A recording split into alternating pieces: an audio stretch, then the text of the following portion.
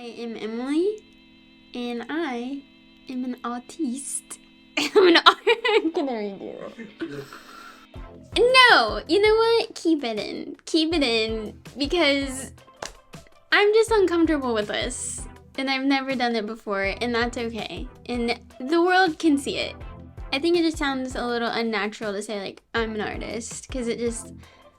Are people really artists anymore? It's for you guys to decide, I guess. The people. So today, we're talking about American Psycho, the book and the movie. I definitely liked the book a lot. I thought the movie did an okay job interpreting the book. Yeah. Obviously, you get more out of the book. And it was surprisingly funny if you read it in a certain tone. Certain political people probably don't like this book or movie or piece of art that much because it's very much a look into the misogynistic Wall Street guy. You know, Wolf of Wall Street style people who it's like, are you even human? What are you f***ing thinking about? What are you... You'll f***ing be stroking it and you'll be thinking about money.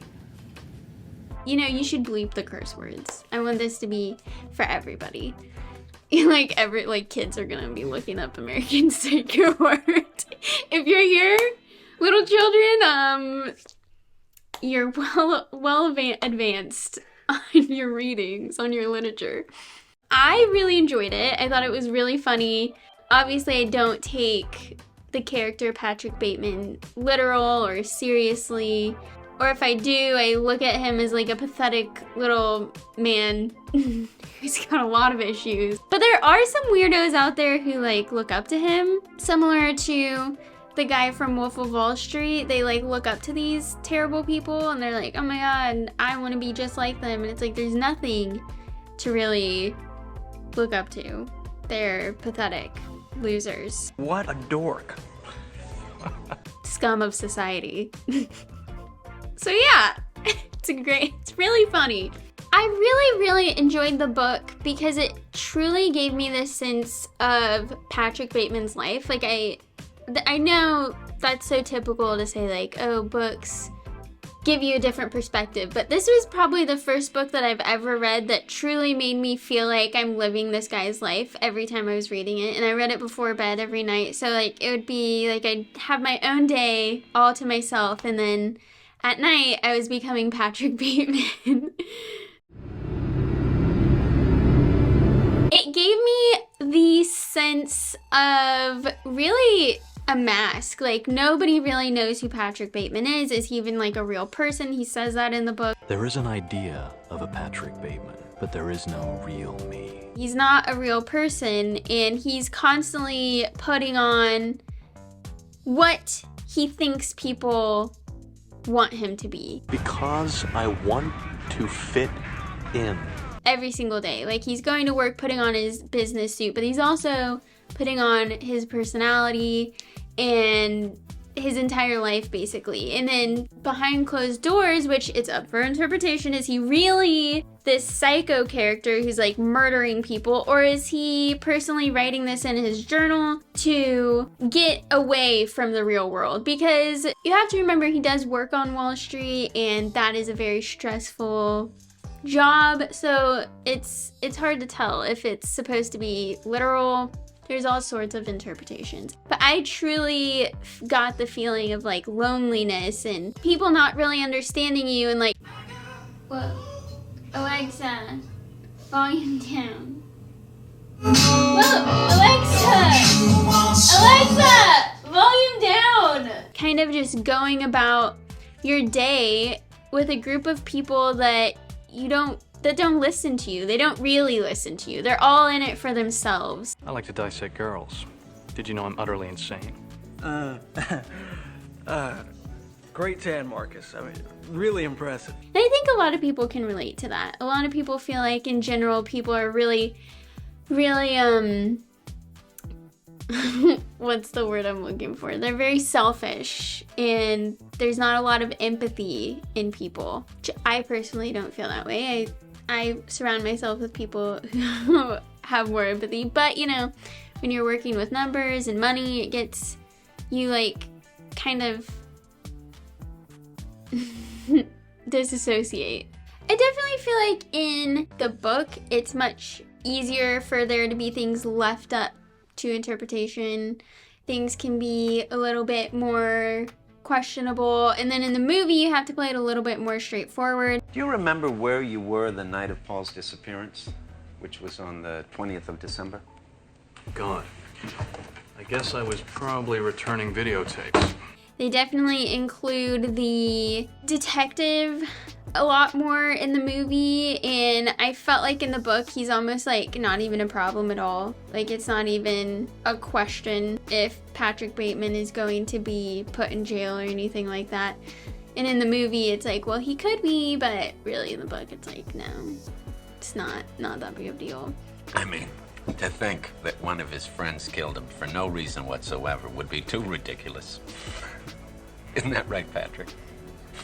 And obviously there's a lot more gore and a lot more graphic details in the book than in the movie. Like I don't even know. I mean, there's Saw movies and like all kinds of crazy, disgusting gore movies out there. So I'm sure you could have put a lot more of the book into the movie, but I'm glad they didn't, because I feel like it would have taken away from the bigger message.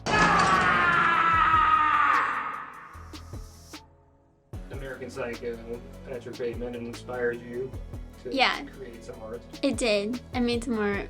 Talk about that a little bit. Sure. Well, I did my painting, like right there. What do you think it means? When I paint, I don't ever have like usually an end goal or like an idea in mind. I usually just kind of let myself like go in there and just like see what my hands start doing. My brain just kind of like goes with it. And this time, this is probably one of the first times that I've ever painted something with like a message in mind, or like wanting to convey some sort of message, especially getting inspiration from another piece of art like American Psycho.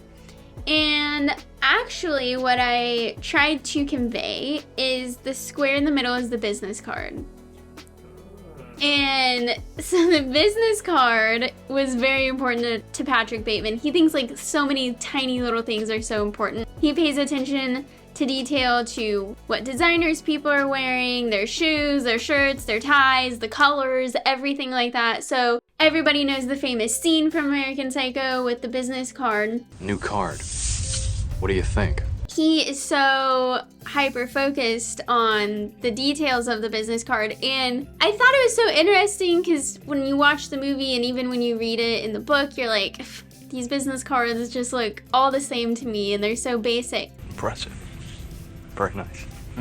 So I tried to draw, like paint it through Patrick's eyes, like what he's seeing, and I would assume that he sees much more than what we see in a business card.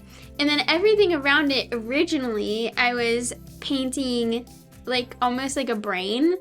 Like I was trying to paint a brain around it, but then I was just going off of memory of what a brain looks like, and I'm not, like I know what a brain looks like, but I was really trying my best and to make it a little bit more artistic looking. And I know brains have lots of squiggles, and the more squiggles, the better.